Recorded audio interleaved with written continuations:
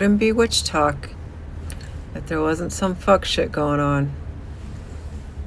Get ready with me while we discuss the current hot topic on Witch Talk.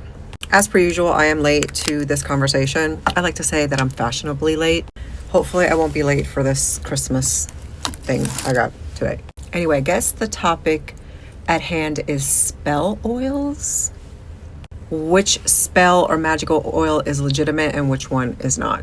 I never put earrings in like my second piercing. It's like a pain in the ass. I think that looks cute. My ear's already red. Okay. So let me just start out by saying that I have been a practitioner for over 25 years. And through that time, my practice has changed quite a bit. We all grow, we all learn. So obviously our practice grows with us. For instance, there was a point in time where I was in a coven, not an online coven, a real coven. And I worked up to the position of high priestess. Now, before you all get your knickers in a twist, because I know how that term can trigger some people, I will explain. Just bookmark that. We will get back to that in a second.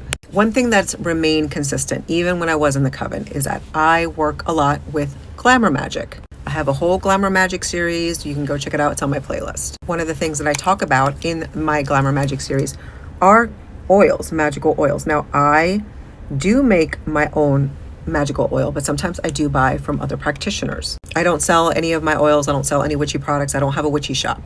The oils that I make are for my personal use, and sometimes I do make them for my friends and family. I give them as gifts, and usually those oils are made specifically for people with specific needs in mind. So they're very much a custom product.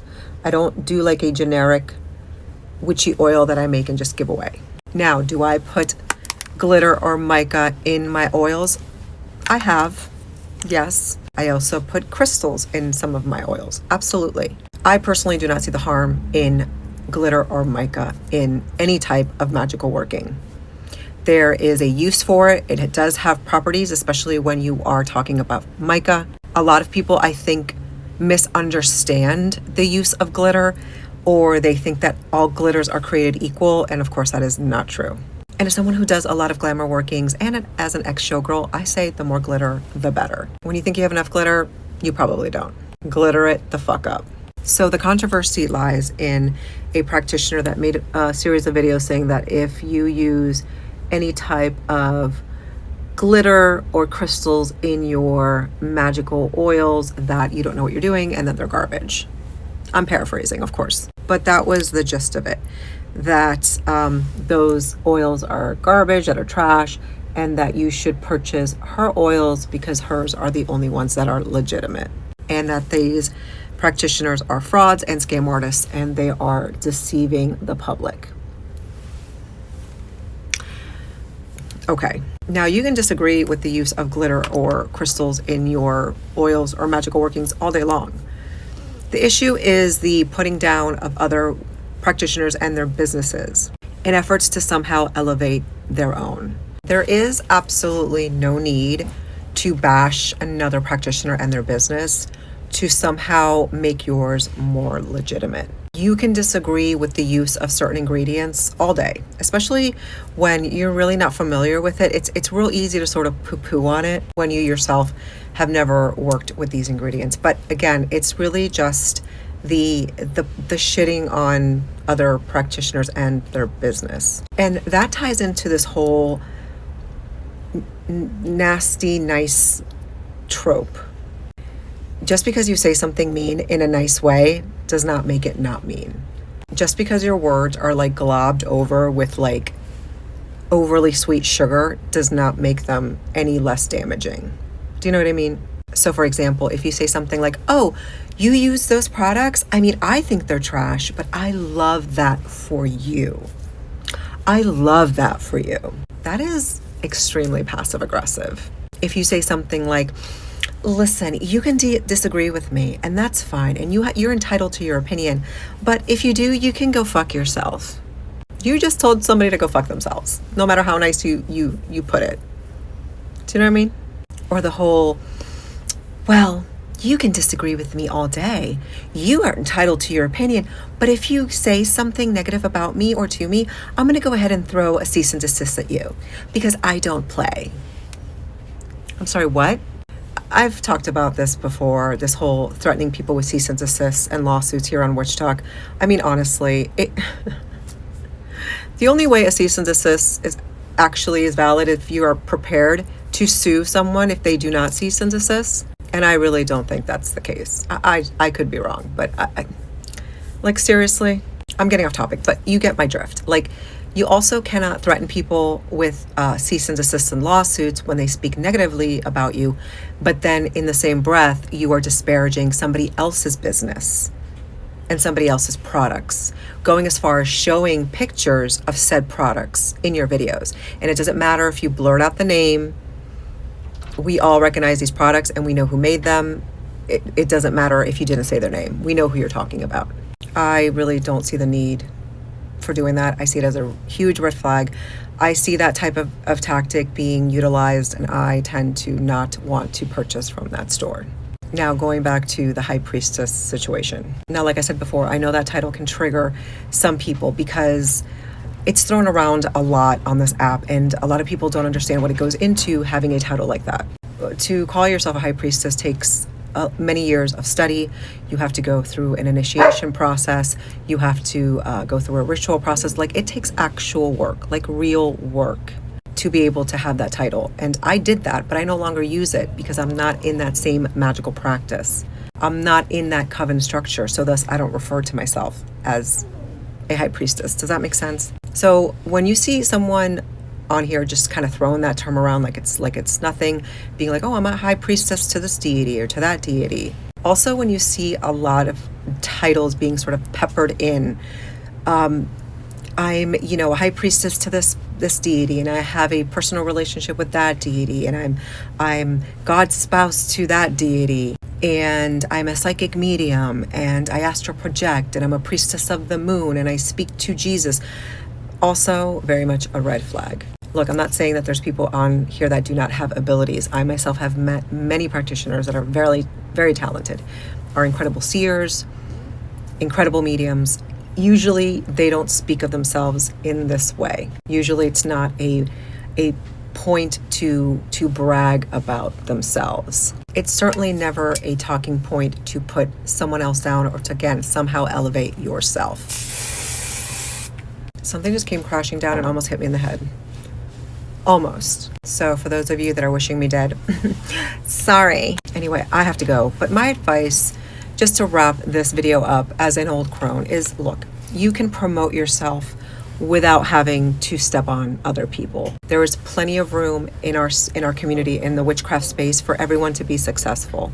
If you make your products with love and you infuse them with your energy and your hard work, they will stand on their own. They will speak for themselves, and so will your customer reviews. There is absolutely no need for you to compare yourself to anyone. We all bring our own type of magic to the table, and that is unique to you. So everyone's products are different and special in their own unique way. Just be you. Sell yourself. Show everyone who you truly are. If you do that, you'll see that there's no need to bash anyone. And now I'm late. Anyways, I'm off. Love you guys. One of the craziest stories I have is when I first started getting into witchcraft, I kind of dabbled in like hexes, that kind of area. I don't anymore because I've learned my lesson that if it backfires, man. Okay.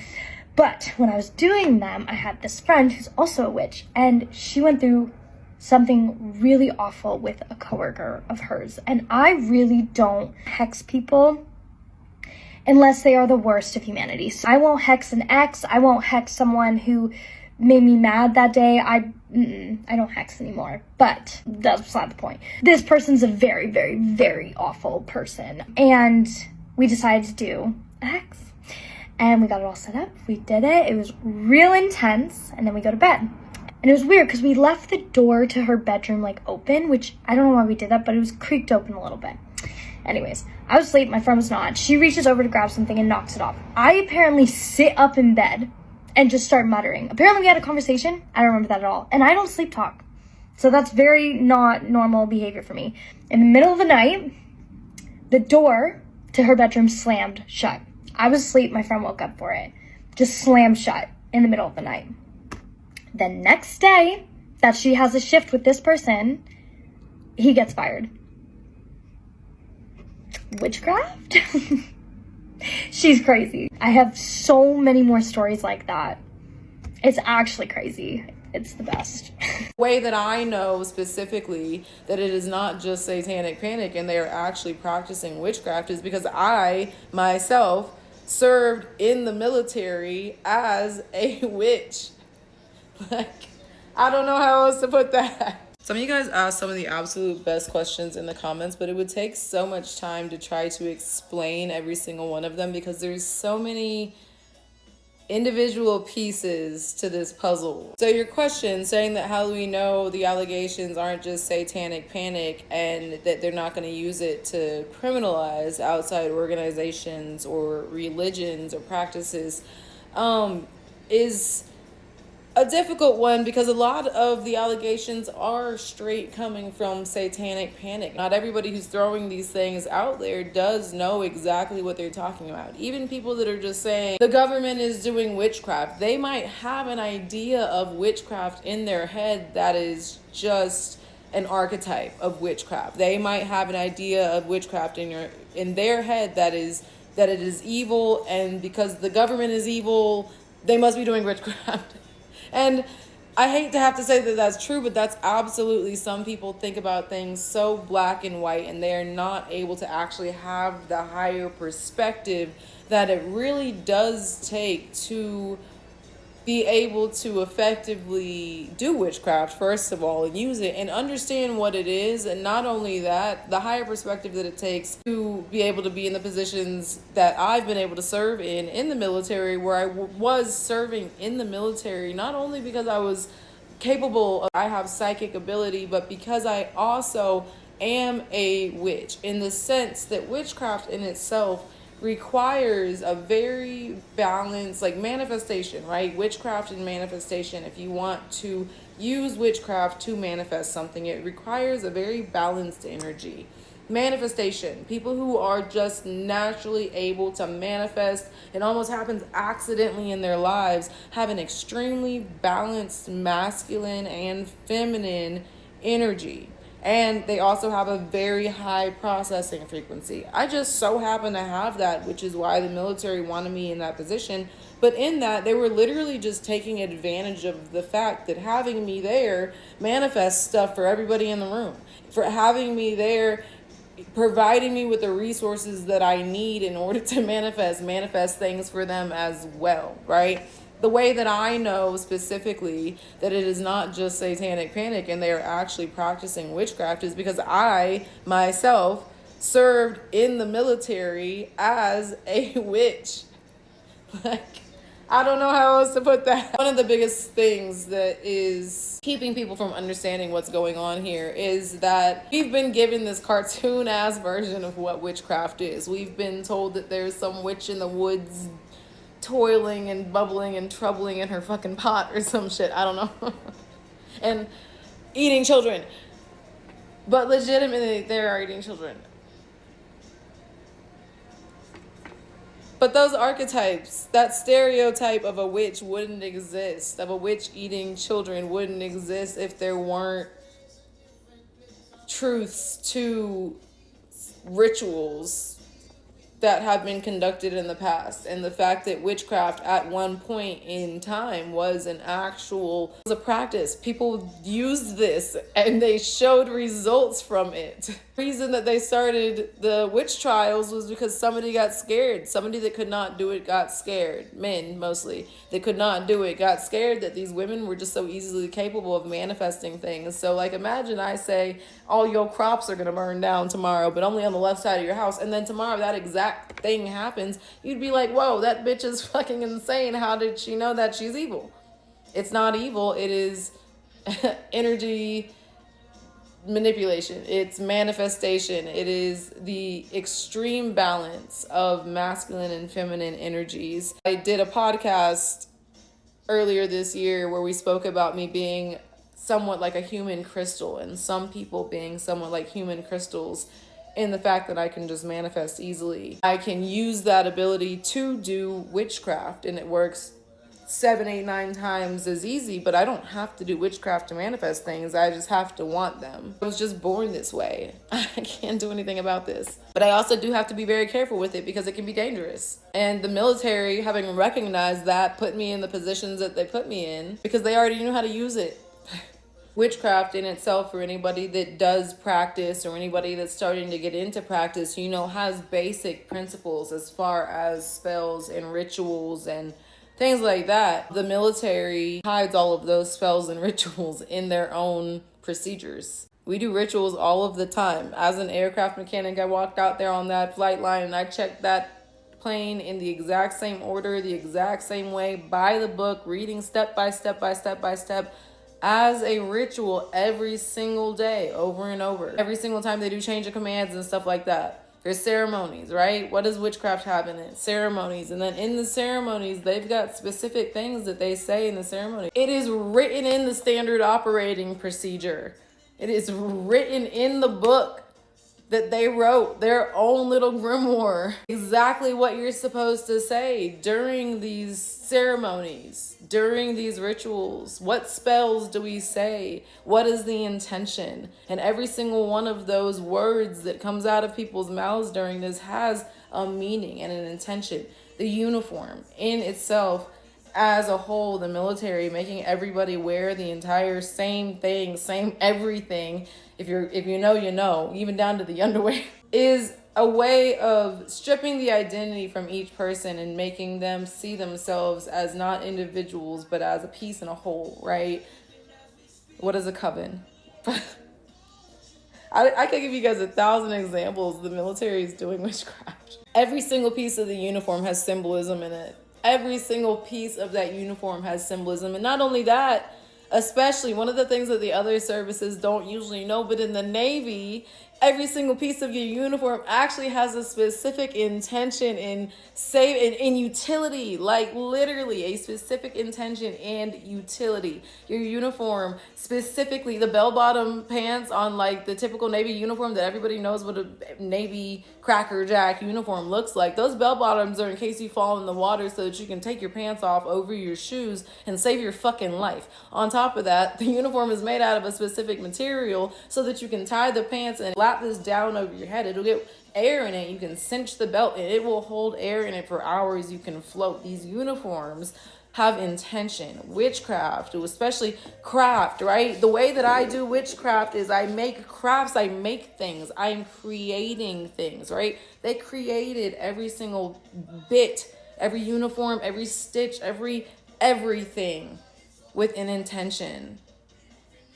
That's witchcraft. Go drink some water. Just like when you get touched is usually somebody in your family or somebody you know, witchcraft is the same way, baby. This content creator ventured off into El Mercado de Sonora, which is known to be one of the largest esoteric / witchcraft markets in Mexico City. And she interviewed a bunch of witches and healers, and they kind of told her some crazy stuff. And one of them being that witchcraft always comes from somebody that you know or somebody in your family, and it's usually rooted in jealousy or money. They either don't want you to do well because they see that you're doing really well and they're jealous of you, or you're gonna inherit some terrenos, some land, and they want to, mess it up for you. They want you to get hurt so they can inherit the land. Crazy stuff, but check out what they said. It's super weird.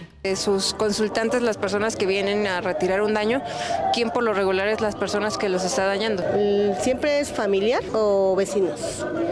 Es que a mí me angustia mucho que siempre no ha habido una persona que no diga que no es alguien de la familia. Siempre más que nada por alguna conveniencia económica o una propiedad, por eso hacen daño.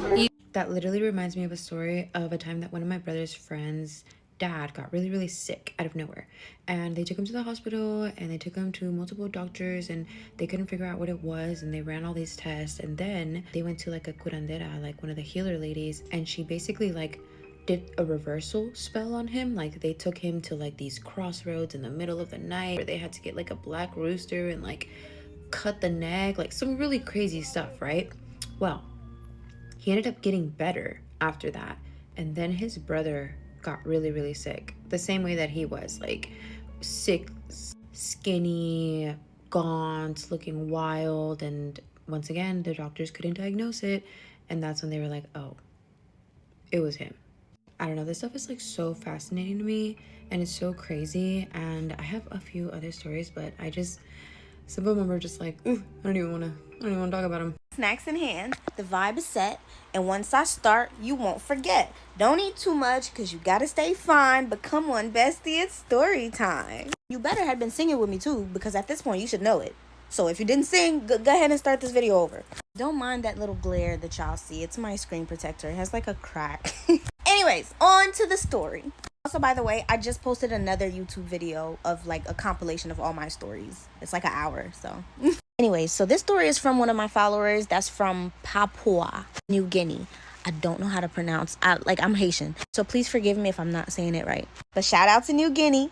Anyway, so they're originally from there, but now they live in Australia. But this was actually her mom's story. So back then, her mom used to live in a village where witchcraft wasn't just story times or rumors. It was real. And people didn't play with that. Her mom, she kind of reminds me of my dad. If y'all knew like my dad's stories, he's like a rebel, an explorer. That was like her mom. Anyway, so one night she went out with her cousins and her uncles. They went to like play and mess around this like old hut. Now, everybody knows never to even go around that hut, but you know kids. Anyway, so they're there and they're playing, and so mom gets an idea to throw what? I'm leaving that in because y'all need to be seeing. I meant to say rocks. She gets an idea to start throwing rocks at the hut. Her sister's like, no, we're not even supposed to be playing around this hut and you want to throw rocks at it? Girl, no. But of course she didn't listen and she threw the rocks. But what she didn't know was that hut actually belonged to an old woman who was rumored to be a witch. Actually, no, not rumored. They definitely knew she was a witch, but she just didn't know. Boom, she threw her rocks, she had fun, and she went home thinking everything is gonna be just fine, but little did she know. She gets home and nighttime comes and she's getting ready for bed. And as she's getting ready for bed, she starts to hear whistling. But here's the thing, in their village, when you hear whistling, you're supposed to immediately cover your ears. Because if you don't, whatever spirit or person that you've angered, they're gonna get you. Not in a dream, but for real. They're gonna for real get you. Anyway, so her mom brushes it off and she thinks, oh, maybe it's the wind, right? And she goes to sleep. And when she goes to sleep, she has a terrifying dream. A dream that's gonna change her. She had a dream that she was back at that hut, except she was frozen. Frozen in fear, like she literally could not move. And in front of her was that old woman. The woman was just sitting there smiling. Not a warm smile, a very creepy smile. Her nails were long as hell and sharp. And all of a sudden, the woman just decided to just scratch her across her back. To the point where her mom even flinched in the dream. Boom, she woke up. Weird nightmare, terrifying, but whatever. She goes on about her day. She goes to breakfast. As she's eating breakfast, her grandpa looks at her and asks her, what is that across your back? Who scratched you like that? And mom is like, what are you talking about? And she runs to the mirror to figure out what grandpa's talking about. When she went to the mirror, there it was. The same place that old woman scratched her in her sleep. Those scratches are right across her back. She started shaking. Can you imagine your dream following you into the real world? Yeah, she was terrified. Instantly in her head, she's like, oh my gosh, I have to go back and apologize to the lady. Like, I have to apologize. But something in her told her, don't you dare go back there. You already got yourself in enough. Ultimately, she just didn't go, which is a good thing. Thank God she didn't go. Because that very night, one of her cousins that she went to that hut that day went missing. Mind you, this is a school night. No one knows what happened to him, but the whispers in the village definitely said it was her. It was that old woman. The craziest part is, till this day, he's still missing. They never found him. So next time you hear whistling at night, block your ears. No, I'm just playing. You're fine. Well. Like, that's the story. I posted a new YouTube video. This is crazy. Don't forget to click the link in my bio and get my cleansed and covered book if you want to protect yourself from those things. Or if you just want to heal yourself, you can get the healing book. Okay, I love you guys. Bye. So on today's episode of weird shit that has happened, my girlfriend got her locks cut off a year ago before we started dating. She She decided that she wants to get them reattached. So she finds a loctician. The loctician and my girlfriend have a consultation. Everything goes well. During the consultation, the loctician offers to detox and cleanse my girlfriend's locks for her for an extra fee. My girlfriend declines and informs the loctician that me, her girlfriend, will take care of it because she just wants to also spiritually cleanse them. So the loctician says, okay, cool, no problem. They get off the phone. Keep in mind that my girlfriend has me mentioned in her Instagram bio. So it's not hard to click onto my page and see who said girlfriend is. Hello, it's me.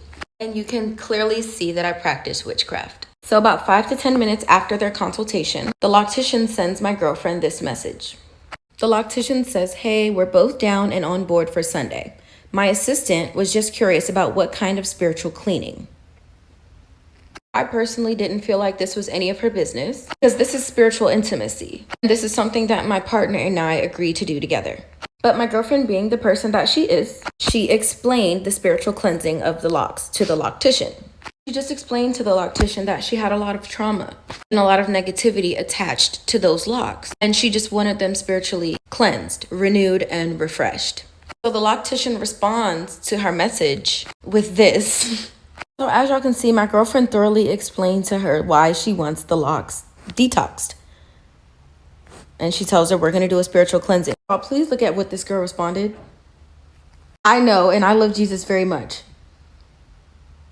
Ooh. My girlfriend's confused because what is the relevance? I'm confused too. We're all kind of confused. This loctician proceeds to send my girlfriend a minute-long voice message about how she loves Jesus and how she would love to teach my girlfriend about Jesus. Oh, girl. First of all, my girlfriend was raised Catholic. I have never spoke on religion. So how would you know she doesn't know Jesus? Why would you assume that? Or is it because you clicked on my page from her bio and you saw that I practice witchcraft? Now you're a little uncomfortable, a little shook, a little scared. So my girlfriend literally responded to that message and was like, yeah, girl, I love Jesus too. So like, what are we talking about? And the loctician responds with this message. The loctician says, I'm going to be honest, from a business owner standpoint, I'd have to respectfully decline business due to religious conflict. You know, she appreciated us for considering her, blah, blah, blah, blah, blah. Then she refers her to someone else. And then she proceeds to block my girlfriend and she blocks me. Mind you, I've never interacted with this girl. So that's how I know she did some digging on my page and she was a little uncomfortable with what she saw, which is 100% okay. Before she blocked me, she posted this to her story. And if you don't want to take the time to read this is a prayer against any witches or warlocks or evil that have come to destroy this girl's business. I just want to say, I completely understand and support business owners declining service when they're not comfortable. Sometimes it is bad business to accept every client. Sometimes every client does not align with your spirit. I understand that also as a business owner. But when are we going to have the conversation that makes us all so uncomfortable? When are we going to wake up and realize that spirituality, witchcraft, is not associated with evil? You got people praying over your business, and I love that. But I'm not the witch that was coming to cause you harm, babe. We were just trying to give you bread, money for a service. And again, like, no hate to this girl because she wasn't rude, she wasn't nasty. It's just a common misconception, and it really stems from a lack of knowledge and a lack of understanding. I can understand that this just wasn't meant to be. This wasn't an alignment. She was never meant to touch my girlfriend's head in the first place. And that's okay. But this is another form of psychosis. It's very similar to the straight men that don't want to hang around gay men because they think they're going to try to take their booty when really they wouldn't bat an eye at you. It's the same concept. If I'm provoked and pushed, yeah, I might go to the altar. But you have this preconceived idea in your mind. You've been taught that being spiritual is evil, and I'm sorry for that. You also lost me at trying to convert and educate my girlfriend about Jesus and push your religion and your beliefs onto her. Story time on the strongest and the scariest witch I have ever met in my entire life to this day. This happened a very long time ago. This was my midnight ballerina days. I wasn't even 21 yet. I think I was like 19. I'm 34 now, so you do the math. It was a while ago. So one day, me and my girlfriend Carmen, we come into work like normal. We come in and we see this elderly woman behind the counter speaking to our manager. So me and Carmen light up. We get super excited because we're thinking we have a new house mom. if you don't know what a house mom is, it's pretty much, it's always usually, in my experience, it's an older woman, right? And she like sells everything. Shoes, bikinis, snacks, tampons, like little things like that, right? So we're excited. We race over to her because we want to be the first ones, you know, to see the goods. What you got, girl? So we run over to her, we introduce ourselves, and we're looking around and we notice like there's no like bags around. Usually these ladies carry like these gigantic suitcases with them with all their stuff in it. She only has like a little gym bag. So we're like, do you need help? We're thinking like she has stuff in the car or something. And we're like, do you need help like bringing the stuff in? And she's like, no. She was like super polite. She's like, no. And we're like, okay. So me and Carmen are like, maybe she's a vendor or something, right? Go to the back, we get ready, we come out, and Tony, my manager, calls us over. Me and Carmen walk over. Tony's like, hey, would you ladies like show her the ropes? Me and Carmen are like looking at each other, and we look at him. We're like, what do you mean show her the ropes? He's like, she's gonna dance here, show her around. And I'm like, me and Carmen immediately start laughing, right? And this wasn't to be like mean. We started laughing because we genuinely thought he was joking. This lady, I'm not trying to be mean or like bag on older people, because I've worked with some beautiful older women. Like I've worked with 50-year-old women that didn't look a day over 30 and ran laps around the 20-year-olds. We're laughing because we genuinely think he's joking. This lady looked like a grandma. I don't know how else to explain it. Like she looked like a grandma. So me and Carmen started laughing, but we noticed that they're not laughing. So we stopped laughing. So we see that they're both very serious. So immediately me and Carmen are like, oh my God, like, I'm so sorry. Like, you guys are serious. I'm so sorry. And the lady, I'm telling you, this lady was so sweet. She was like, it's okay. I actually get that a lot. So we're like, okay. After showing her around, we leave her alone in the dressing room so she can get ready, do her thing. And me and Carmen, we go off and we're like, we weren't talking shit. I guess we were. I don't know. We were both like, what the fuck is she doing here? Like, she is going to get hurt. Literally, this lady was that old. We were worried, like, she's gonna fucking fall off the stage and hurt herself.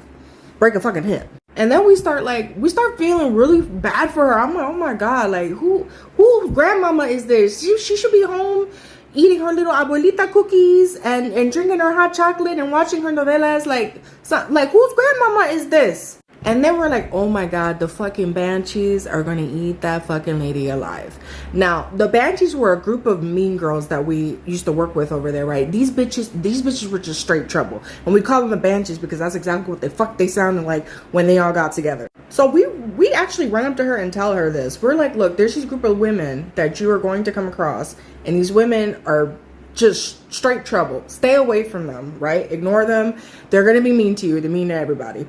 She looks at us and she literally like chuckles and like, don't worry. I'm not worried about it. And it was the way that she said it. I can't describe it or mimic it. It was the way that she said it. It was an energy. The way that she said it gave me and Carmen both the chills. But she was so nice to me and Carmen. Like, she was so sweet. She was literally like a grandma. She was so fucking sweet. So later on the night, the fucking Banshees come, right? These bitches didn't even wait 5 minutes. They're already fucking with her. Me and Carmen are back there, and we're like defending the lady. We're like, dude, leave her alone. It's her first day here. Why are you fucking with her? Leave her alone. And the lady tells us to stop. The lady's like, honey, it's okay. Don't worry about it. Let them talk their shit. So like, we're back. I'm back there witnessing all this. Me and Carmen are back there watching. She's doing her makeup, and these bitches are just talking shit, right? And the whole time she's just smiling, doing her like they're not there. Like she doesn't hear them. So we all, go out to the floor trying to make our money or whatever. Nobody that fucking night, nobody, including me and Carmen, made money. That lady made all of the money that night, right? That lady must have walked out with at least, because we know how much the dances are worth and shit, and we were like counting them. This lady got like 6 VIPs that night, so she walked out with at least, like, after tipping everyone out, with at least $800. This goes on for 2 fucking weeks. Nobody makes money. Only that lady. So this pisses the Banshees off, right? They are bullies, like straight up bullies, right? They start fucking with her shit. like taking her makeup brushes and throwing them in the toilet and cutting her bikinis and breaking her heels. Like, we had lockers, but like sometimes the lockers were really small, so we couldn't fit all her stuff in. And so they were just destroying whatever stuff she left out. So these bitches were trying to run her out the club. They were known for doing this shit. They even tried that shit with me when I first got there. So this goes on for like 2 fucking weeks, right? And me and Carmen, we get curious. We're like, is she like, you know, giving Nookie in the back? Like, what the fuck is going on? How is she making all this money? So we start, during those 2 weeks, me and Carmen are like examining this lady. Like, what is she saying? What is she doing? And I swear to God, this lady, every time she talked to someone, that the person she was talking to never spoke. I swear to God, it was like they were in a fucking trance, right? And then you would just see them get up and go to the back for a VIP. So me and Carmen are like, what the fuck? We get nosy, right? We get curious and we peek back there to see if she's like doing anything, and she's not. She's just, you know, slowly dancing, but we notice she's like, it looks like she's talking. The music is really loud back there. It looks like she's talking. These guys are just sitting there. It look like they're in a fucking trance.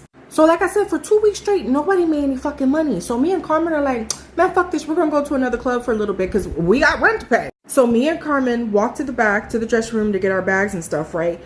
When me and Carmen walk into that dressing room, that lady is sitting by herself in the corner of the dressing room. The way the dressing room was, it had these wraparound mirrors all around the dressing room. But when you walked in, to the immediate right was these set of lockers. So like where she was sitting, she couldn't see us, but we could see her in the reflection of the mirror. And I shit you not, I swear on everything and everyone that I love, we see this lady sitting in front of her mirror going like this, like shaking her head and going like this with her hands right in front of the mirror. And she's chanting, right? And we don't understand. Me and Carmen both speak Spanish. This isn't Spanish or English. We don't know what the fuck she's saying. So me and Carmen clock this shit. We look at each other and we like slowly back out. We're like, yeah, she's a bruja. She's doing witchcraft. That makes a lot of sense now. We wait for her to leave the dressing room and we both run back there, grab our shit and fucking go, right? Because hell's in the motherfucking nah. So after like a week of bouncing around clubs, we go back to our home club, right? And both me and Carmen have an envelope in our lockers. And there's money in the envelopes. We both got $400 each. And there's a letter from that lady thanking both me and Carmen for being nice to her. And me and Carmen are both like, oh, that is so nice. Like, wow, she didn't have to do that. That was so nice of her. So after like 3 nights of us working at our home club, we noticed that the Banshees aren't there. It turns out that the week that me and Carmen were gone, one by one, those bitches were being taken out. And I apologize ahead of time for saying this with a smile on my face. Like, no one deserves these terrible things that happen to them. But these fucking bitches were a terror. Like, seriously, these bitches made work a nightmare. The ringleader of the Banshees, right? She had a child and the baby died of SIDS. The second girl lost her life to domestic violence. The third girl got into a horrible car accident and could not dance ever again. The fourth girl, I guess, went to a party and had taken some stuff and lost her fucking mind and was never the same ever again. And the fifth lady ended up in prison for a long time for moving stuff for her boyfriend.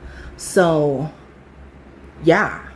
I know 1000% with my whole heart, for a fact, it was that lady, the bruja. All those girls that were fucking with her got theirs in the end. And I know it was that lady. And me and Carmen never saw that lady again, which is really weird because in that world, dancing, especially like in LA, you eventually always end up running into the same dancers because LA is small and there's not that many clubs. We never saw that lady again. And like, I'm sorry that all those terrible things happened to those women, but the club had never been so peaceful ever. Like, that lady cleaned up shop. Story time, I was just cursed by a witch. Yeah, you heard me right. And no, I am not joking. A witch cursed me via a flat tire. Let's talk about it. So I did what I will describe as like a questionable driving maneuver. Nothing crazy, but I was in the Trader Joe's parking lot, turning the corner, and it was kind of like a slightly blind corner. And when I get around it, I see this girly pop standing in the middle of the street. She's walking, but like in the middle of the street, pedestrians not supposed to be there, whatever. So it was kind of awkward and it happened kind of fast. So I sort of just like slowed down and slowly like maneuvered around her essentially. And she seems to have taken offense to that. She didn't like it. She likely felt like I should have stopped, which, you know what? She's probably right. And I look in my peripheral and I see her like throw a hand up like this, like throw it up. And I'm like, oh, okay. I just got the finger. But it was weird because when she threw the hand up, like it looked more like this. Like I didn't really see the sticking up of the finger, but it was also an awkward angle. So it was kind of like jarred. I was like, oh, shoot. Like, you know, my bad, girl. But like, you know, whatever. Moved on with my evening. Anyway, I go about my night. I drive home, like down the street. Then I head to my boyfriend's house for the night. I get there. Tell me why my tire looks like this. It is freaking flat. Completely flat. This hand thing, there was something weird about it. Like I had like a weird like ooh when I saw her do it. Like I felt something. She cursed my car, and honestly, you know what, bless her. She could have done worse, I'm sure. I'm divinely protected. I'm fine. I was safe. Didn't go flat until like I really stopped. But in case you needed motivation not to be an a-hole, there are witches out here and they are giving people flat tires. Attention witches, I have a story for you. I just went on a little adventure, and let me tell you, story time. So behind my apartment, there's like this rocky area, like where maybe water used to be, you know, like in Spirited Away where there's all those rocks. It's like that. And I remember when we first moved here, I was like, there's like forest on the other side of this rocky place, this rocky area. And I was like, there's fae in there. I'm gonna leave an offering because I often work with the fae. And I was like, I'm gonna introduce myself. I'm gonna leave something here and then go on with my life. So I did that. This was months ago. And then weeks ago, maybe a month ago, I was like, I was making this amulet actually, and I needed a blessing from the earth, and was like, I wonder if I could get the blessing from the woods in there. And there's a little natural parting in the foliage at the edge of this rocky thing, like a doorway. Well, a plant and a branch had like reached for each other across the gap, like two arms holding hands, creating like a door. And I was like, oh, okay, I can't go in there. So I went and talked to my friend, the willow tree, and was like, can you give me a key or something? Is there a way I can go in there? And she was like, you can't cross that barrier. That barrier is supposed to be there. It protects the apartment from the Fae world. No, if you want to go into the woods, go in this way. And then I look, and there's this path leading from the willow tree under her arching branches into the forest the back way. So I was like, okay. So the story of what happened with the amulet, that's a different story. But the point is, when I was done there, she gave me a branch. There was a big willow branch on the ground already, like not attached to the willow anymore. And she said, take that branch and go place it at the gate where, you know, the plant and the branch were blocking the way. I was like, okay, I will. So I went and I said, this is a gift from the mother willow enforcing this barrier here. And I put the branch down. Well, like days later, I went out there. That willow branch was gone. Interesting. Cut to last night. There was this really strong windstorm. A really, really, really strong windstorm. Like it knocked over a bunch of stuff on my balcony and like shook the walls of the house. Today, I was walking my dog and I walked past. I normally don't go back there. I normally go a different way with the dog. But today I went back and a tree had fallen, creating, like it fell right on that gate. So the gate, the little barrier was gone. And instead was a bridge, a perfect bridge, this fallen tree for me to walk across. And I was like, I'm being invited. I get to go in there now, I guess. So I took the dog back inside, put on my shoes. I was wearing slippers. And I grabbed my bag with my raw organic pumpkin seeds in it. And the raw organic de-shelled pumpkin seeds, I always leave those as offerings when I go to my special places outside. So I brought them with me. And I walked across the bridge and kind of knelt at the other side to examine the stump. And then this inner voice says, go deeper in, child. So I was like, okay, I will. And I went in and I saw another fallen log. And there was the log behind me, the bridge. There was a fallen log to my right that I had seen before last time I went here. And then there was a different fallen log on my left. And this log was pointing to / part of the most interesting structure. It looked like someone had taken the top of a dead tree and just snapped it off and then turned it upside down and planted it in the ground. So it almost looked like a hut with the branches all leading up to the central trunk as the roof.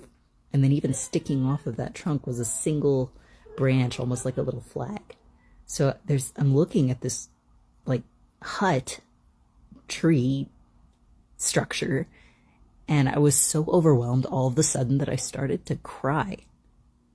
And so I went over and I sat on this branch, or on this log to my left that was leading to this structure, and I just cried for a minute.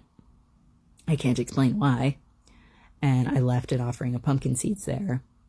And I left out a part. As I was walking to sit on this log, the branches and leaves were crunching very loudly under my boots as I walked, and the voice said, "You do not know how far or how deep the forest fork goes." As in, like, I don't know how many years worth of decay I'm walking on. Whoa. And then I sat on the log and cried, and then left my offering. And then the voice says again, "Go deeper still, child." So I did. I got up and walked past the hut where there was another tree with a deep black hollow under the roots, like a little cave. Too small for a person, but that. And then just past that was another dry riverbed, but this one was just like sand and like smooth, gray, long dead branches that had fallen. And the voice said, "The path of the past is clear. There is nothing left for us here." Giving me the impression of like all the paths walked before, we know where they go. We can follow them. We can clearly see where they lead, and that won't help. And then I noticed crushed in the debris was a discarded purple kid's princess costume.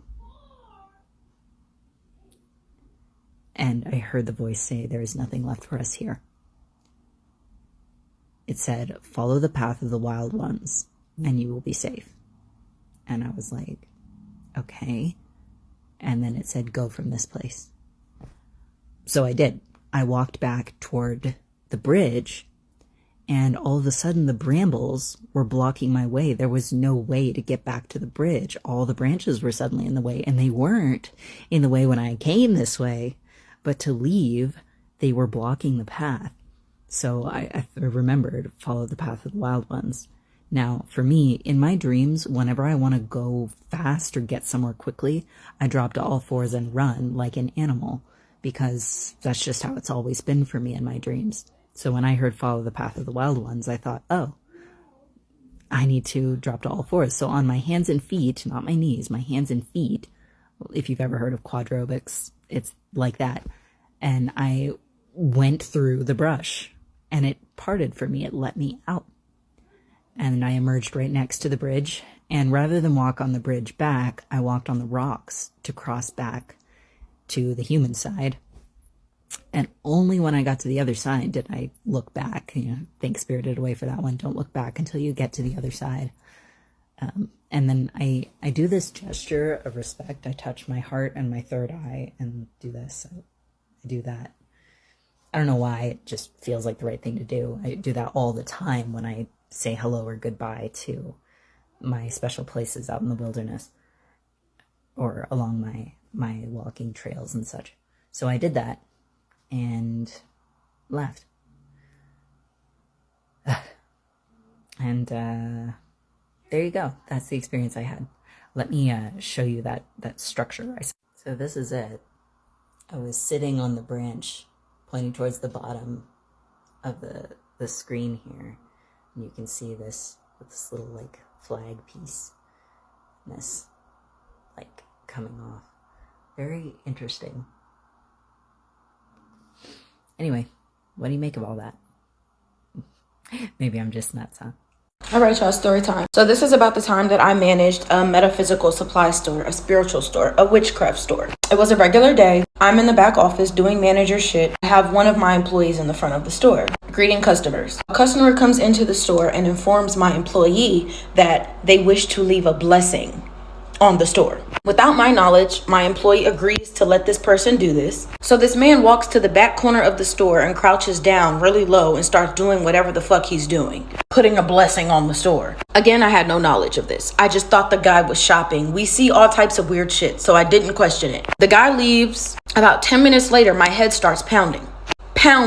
I start to feel lethargic, sleepy, like my vision was a little blurry. So I get up. I'm like, let me walk this shit off, figure out what the fuck is going on. Why do I feel like this? As I'm walking out into the hallway, my employee meets me. That's when she tells me she also has a headache. We got headaches at the exact same time. She also mentioned feeling drained and lethargic. That's when she told me what happened. Immediately no. I almost had a conniption because why would you allow this? Regardless, we make the connection and we immediately go into witch mode. We sound cleanse. I began smoke cleansing. I walked to the area where he left his blessing to cleanse it. And out of the corner of my eye, I see a shadowy figure, a dark shadowy figure, like a shadow person, if you will. But this figure appears to be running out of the room that I'm cleansing. So I'm like, okay, this shit is working. I'm a little spooked, but not really. It's not my first time seeing shit. Of course, the front door was open because what's the point of you smoke cleansing if there's nowhere for these spirits to go? They twerking all in your space, feet up on the table, and you think you're doing something. But that's neither here nor there. We both felt better after we were done cleansing the store. We burned our incense. Needless to say, we didn't allow anyone else to come into the store to bless the store. So I meant to film this earlier, but I had to go to a work meeting. But I thought that in honor of spooky season, I share some cool spooky stories that I have, just like random things, either stuff that happened when I went to Mexico, things that just happened like in general when I was part of a coven. And yeah, so today I'm actually gonna do story time for when I was part of an actual coven, like legit coven of witches, not that American Horror Story shit. Like, it's real. You know, there's actually quite a bit of covens around the country. This one is one of the ones that was based in Long Beach, and it is based on the time when I used to live in Long Beach, California, quite a few years. But I was actually going to like the store that's associated with this coven for many years before I became part of it. I also got involved in it at a time in my life where I was very lost, and I just guess I needed like guidance. And I'm actually glad that I did. I did meet some really awesome people, some really shady people as well, which, as you know, happens quite a bit in this like witchy community. There is a lot of fakes out there. Believe me, I see them all the time on Instagram, on TikTok. A lot of people that I know for a fact are not witches that I personally know, and they just claim to be because it's an aesthetic. And I'm like, you don't know the first thing about practicing. You've never even worked with like demons. You've never worked with actual like angels or any kind of spirits. Like, again, you don't know the first thing about it. You don't even know what a familiar really is. So yeah, like now I'm just ranting, but I have seen a lot of stuff and a lot of bad information out there too. That since I'm like, I have to scroll past it because I'm like, this is BS. Like, it doesn't really work like this. But anyways, yeah, I was part of this coven. Got to actually witness a lot of really cool things. I got to experience a lot of cool things. You know, energy manifestation is real, so I really got to see a lot of like how to really work with energy, not just with my own energy, because I have very chaotic energy just because I'm a very high strung individual, but I'm also really good at manifesting stuff, which means, you know, I can make things go the way that I want to. And I know it's like the law of attraction, that's what some people call it, but I have seen situations where I'm like, I want this canceled today because I don't feel like going out with this person, and my plans get canceled. or I'll be like, I feel like leaving work early and I want this to happen at work, and it will happen. And that's just, again, like I said, some people call it the law of attraction. To me, it's just energy, and I like playing with energy. Lately, I have stopped practicing ever for a really long time, actually. I only use it when I need to, but it's just because my energy, as I said, is extremely chaotic, and you never want to work at all with energy if you are not grounded, because things can go really, really bad. And I have seen things go really, really bad because of that. But anyways, with this coven, we used to like get together once a month, do full moon rituals. It was a Wiccan coven. Even though I never really considered myself Wiccan, I am actually really glad that I got to really see what it was about. I learned a lot of things. I had already been working with like herbs and plants for a really long time, because it is something my parents taught me how to do, and it's part of our native traditions. In Mexico, depending what part of Mexico you are from, and depending where you're from, what kind of family members you have. Like if you have a lot of indigenous roots, you learn how to work with plants for their medicinal properties and for many other things. I had been reading candles prior to even going into this coven. Like it's just something that I've always been interested in, something that always drew my attention. But while I was in the coven, I learned a lot more from my high priestess, because she was also a fire reader.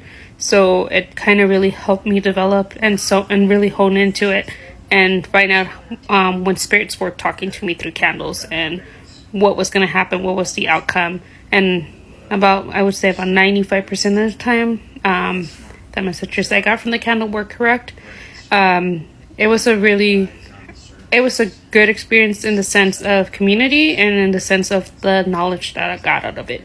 But as it is, and in every clique and in every group, there's always drama. So I could see quite a bit of drama with that, especially when there's a lot of women involved. Like, it's gonna get catty. It's so rare to find a group that is not catty. Even those that say that they're not catty, eventually it can become catty when there's disagreements.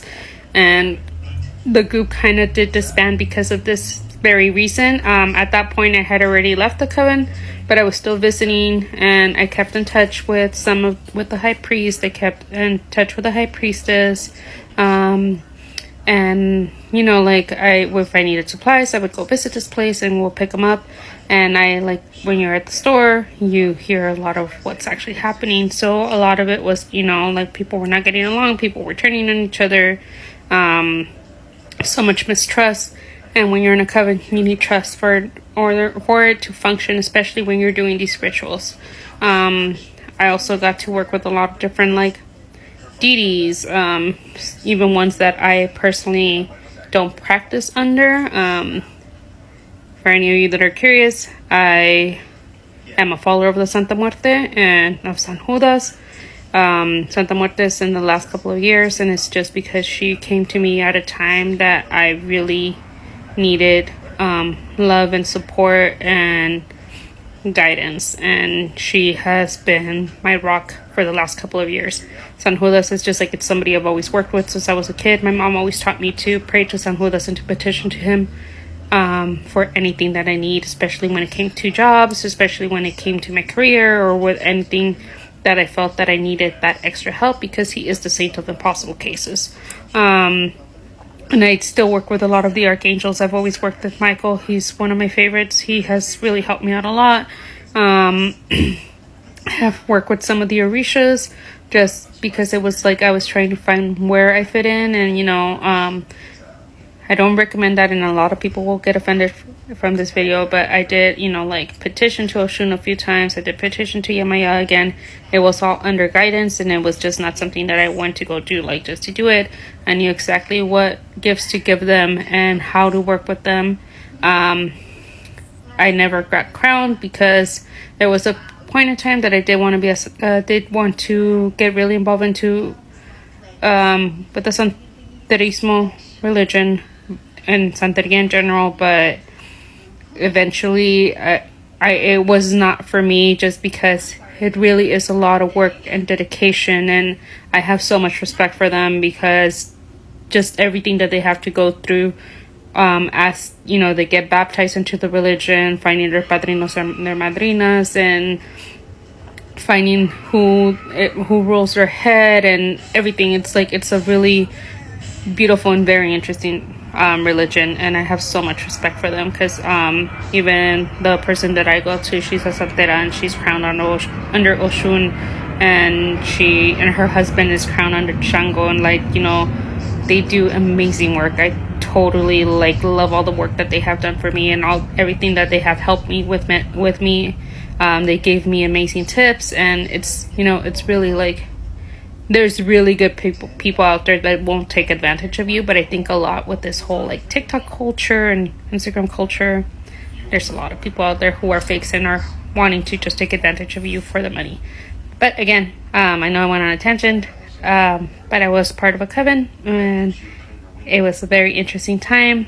But again, I got to learn a lot how to work more with herbs, how to really hone into astrology, with my reading of candles. Never really got into wax candle reading, just reading the wax. It's never been my thing. Really learn how to cleanse my space and my house and myself and others.